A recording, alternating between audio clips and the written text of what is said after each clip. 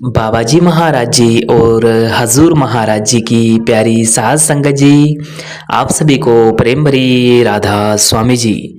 साज संगत जी, जैसा कि आप सभी जानते हैं कि बाबा जी महाराज जी और हजूर महाराज जी की प्यारी साज संगत ने डेरा ब्यास में हाल ही में सवाल जवाब किए जी, जिसमें कई सत्संगी भाइयों बहनों ने बाबा जी महाराज जी से बड़े ही सुंदर सुंदर सवाल जवाब किए जी, और साथ में बच्चों के सवाल जवाब भी लिए जी, जिनके कुछ चुनिंदा सवाल जवाब हम आप जी को इस वीडियो में सुनाने की कृपालता कर रहे हैं जी। आप जी से विनती है, बाबा जी महाराज जी और हजूर महाराज जी की जिन्होंने भी दर्शन किए हैं वह कमेंट में राधा स्वामी जरूर लिखे जी, और आप जी के इस चैनल को प्रेम सहित सब्सक्राइब करके बेल आइकन को ऑल पे प्रेस कर ले जी, जिससे कि आपको ऐसे वीडियो मिलते रहे जी। तो चलिए हम चलते हैं आगे जी। सासंग जी, डेरे में हुए सवाल जवाब में से किसी ने सबसे पहले बाबा जी महाराज जी से बड़ा ही सुंदर एक प्रश्न किया। उन्होंने कहा, बाबा जी कई लोग मुझसे कहते रहते हैं कि उस जगह पर मत जा, वहाँ पर नेगेटिव एनर्जी रहती है और उस काम को मत कर, वह नेगेटिव काम है। ऐसे बहुत सारी बातें करते रहते हैं, लेकिन मुझे पूछना है कि क्या कोई ऐसी जगह होती है जहाँ नेगेटिव एनर्जी रहती है? तो उन्हें बाबा जी महाराज जी ने समझाया कि बेटा, नेगेटिव और पॉजिटिव हम खुद बनाते हैं।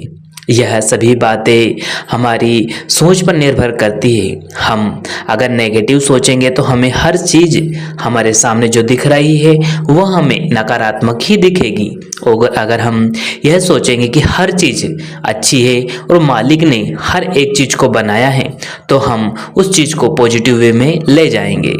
सासंग जी फिर उन्होंने आगे कहा कि बाबा जी, क्या मैं आपको एक शब्द पढ़कर सुना सकता हूँ? तो बाबा जी ने कहा कि मैं नहीं कहूँगा तो भी सुनाएगा, तो इसलिए सुना दे। इस भाई ने बड़े ही प्रेम से शब्द पढ़ा। उन्होंने कहा, मेरे राम जी तू अंतर्यामी। तो बाबा जी ने इस लड़के को कम्प्लीमेंट दिया और कहा कि बेटा, आपकी आवाज़ बड़ी ही प्यारी है, आप शब्द पढ़ा करो। फिर एक भाई ने बाबा जी से पूछा कि बाबा जी, आप कहते हो कि सब कुछ पुराने कर्मों के कारण हमें भोगने आना यहाँ पड़ता है। अब अगर आपको याद ही ना हो कि वो क्या कर्म करके आया है, और यहाँ आकर अगर वहाँ परमपिता परमात्मा से गिले शिकवे यानी कि उनसे शिकायतें करने लग जाए और बार बार अरदास करता है, तो फिर भी हमें उन कर्मों का हिसाब किस लिए देना पड़ जाता है? मुझे समझाइए। तो बाबा जी महाराज जी ने उन्हें समझाया।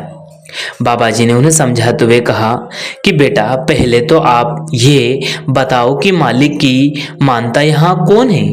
बाबा जी बोले, जब हम मालिक के हुक्म में चलेंगे बेटा, उसके बहाने में हमेशा रहेंगे, उसके हुक्म के अनुसार हर काम करेंगे, तो हमारे कर्म नहीं बनेंगे। फिर आगे वहाँ परमपिता परमात्मा अपने आप हमारी संभाल करेगा। फिर किसी बहन ने बाबा जी महाराज जी से कहा, बाबा जी आप मुझे यहाँ तक लेकर आए, इसके लिए आपका बहुत बहुत शुक्रिया। आगे भी मेरा हाथ ऐसे ही पकड़े रखना, ऐसे ही थामे रखना, कभी मेरा हाथ मत छोड़ना और मुझसे दूर कभी भी मत जाना। मैं बड़ी दूर वाले गांव से आई हूँ। तो बाबा जी ने बहुत प्रेम प्यार से मुस्कुराते हुए कहा, क्या हमारा विश्वास किसी शहर या गांव से जुड़ा है बेटा? बाबा जी बोले, मालिक पर विश्वास रखना है और मालिक के हुक्म में रहना है।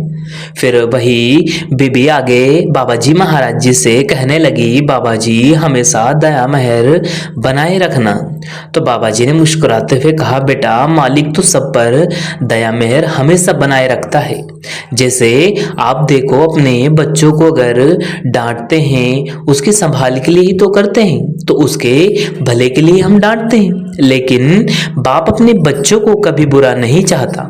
फिर एक लड़की आगे बाबा जी महाराज जी से कहने लगी, बाबा जी मैं एक बहुत बुरे समय से गुजर रही हूँ, मेरी आप जी के चरणों में विनती है कि मुझे इस दौर से गुजरने की हिम्मत दो और मेरे साथ खड़े रहना। तो बाबा जी ने उन्हें समझाते हुए कहा, बेटा, मालिक तो हमेशा हर वक्त हर क्षण हर एक सेकंड हमारे अंग संग है, हमारा ध्यान ही इधर उधर चला जाता है। आप उस परमपिता परमात्मा पर विश्वास रखें, जिसने दुख दिया है वह संभाल भी करेगा और सुख भी देगा।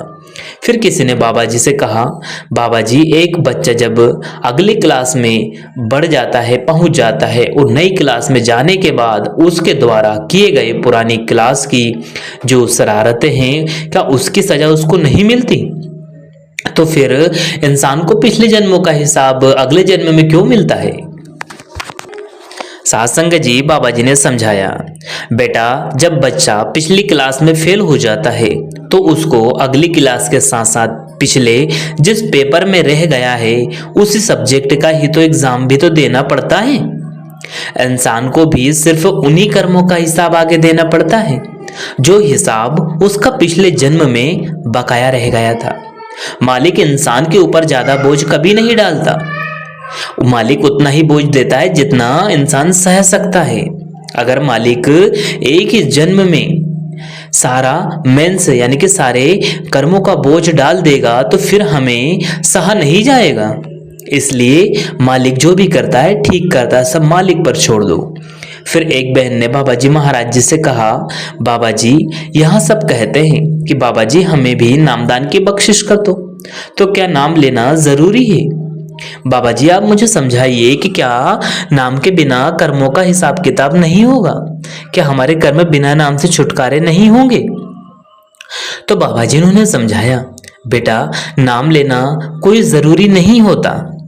नाम तो यहाँ पता नहीं कितनों ने ले रखा है और कितने लेंगे, लेकिन उसका असल फायदा हमें तब होगा जब हम उसे करनी में लेकर आएंगे।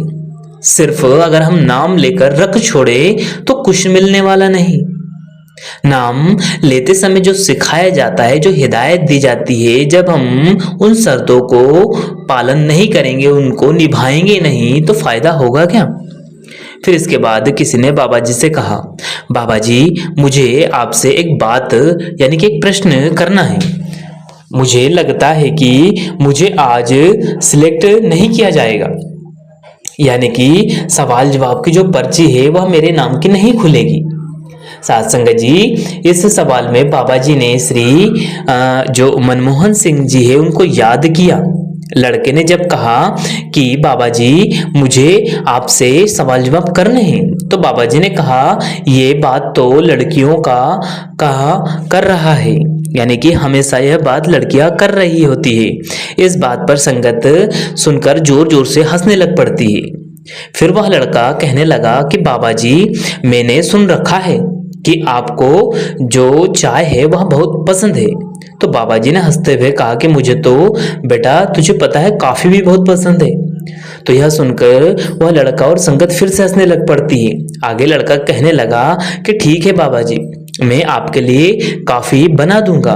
तो बाबा जी ने कहा शाबाश, मांगा भी तो क्या मांगा, यह तू चाय कॉफी बनाने आया है। इस पर सुनकर संगत जोर जोर से हंसने लग पड़ती है। फिर आगे वह लड़का बाबा जी से कहने लगा, बाबा जी मैं एक अच्छा इंसान, एक सच्चा व्यक्ति बनना चाहता हूँ।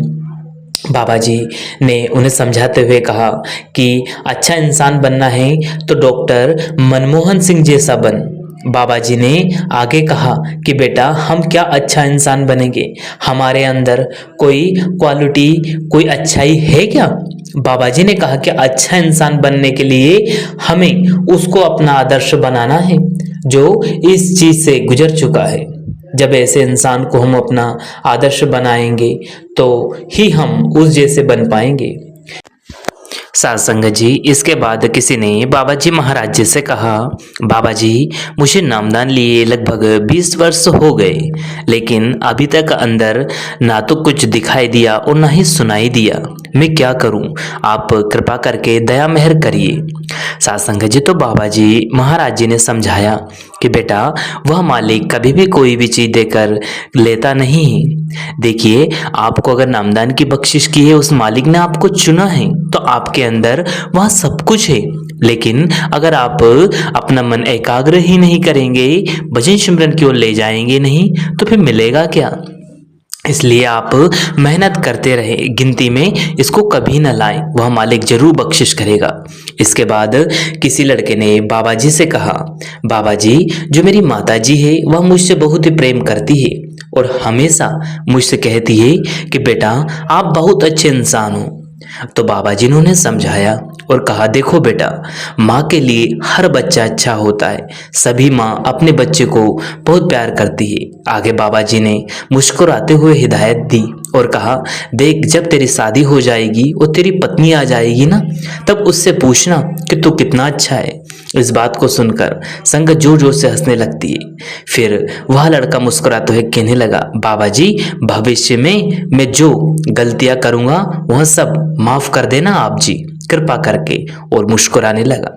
तो बाबा जी ने कहा कि तू अच्छा है, लोग तो पिछली गलतियां की माफी मांगते हैं और तू गलती से सीखते हैं, लेकिन तू आगे आने वाले समय की गलती की माफी मांग रहा है।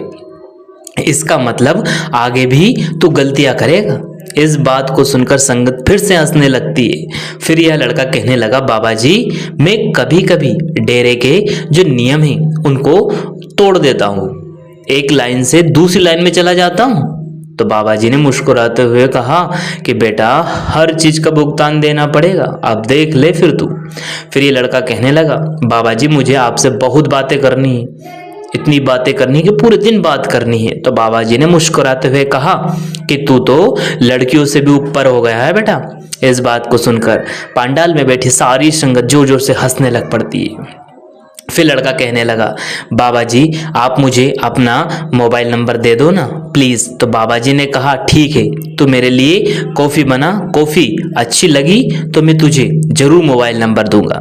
तो साथ संगत जी, यह सुनकर संगत और वह लड़का जोर जोर से हंसने लग जाता है और बाबा जी महाराज जी भी मुस्कुराने लगते हैं। तो संगत जी, हाँ, डेरा ब्यास के कुछ चुनिंदा सवाल जवाब थे जी, जो संगत और हुजूर की प्यारी बाबा जी महाराज जी की प्यारी साथ संगत के बीच हुए थे जी। तो संगत जी, यह सवाल जवाब आप जी को कैसे लगे? अगर पसंद आए हैं तो वीडियो को लाइक करें, शेयर करें और कमेंट बॉक्स में राधा स्वामी लिखकर सदगुरु प्यारे यूट्यूब चैनल को जरूर से सब्सक्राइब कर लीजिए। साथ संगत जी, सवाल जवाब के कुछ चुनिंदा वीडियो हमने और भी डाले हैं, जिनमें आप सभी ने बहुत ही प्रेम दिखाया और वीडियो को शेयर भी किया और सुना भी।